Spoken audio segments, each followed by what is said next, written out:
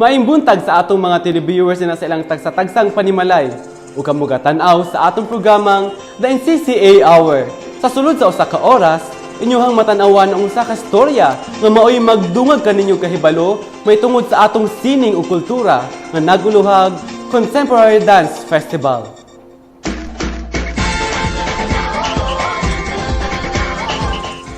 Kining programa hatod kaninyo sa Pambansang Komisyon sa Sining o Kultura nagipanguluhan ni Professor Felipe De Leon nga mo'y chairman ug ginang Emilita V. Almusara nga mo'y executive director.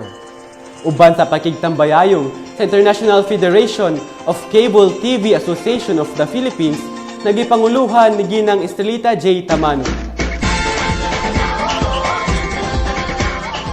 Kining atong sugilanon dunay pulo katulumanon nga magdayag sa atong adunahang sugilanon, kultura ug sining nga atong idalit matag adlaw sa mga cable TV station sa tibuok nasod.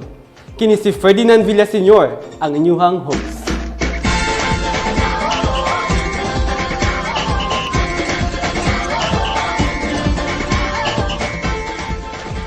Sugdan nato ang atong nabigar sa atong kultura bahin sa nagkasiklasing sayaw.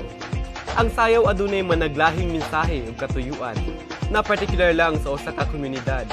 Apan, makitaan og sama sa elemento, mga sama ra usab sa uban pang mga sayaw, ikan sa uban pang mga komunidad, tungod sa ginatawag na cultural affinity.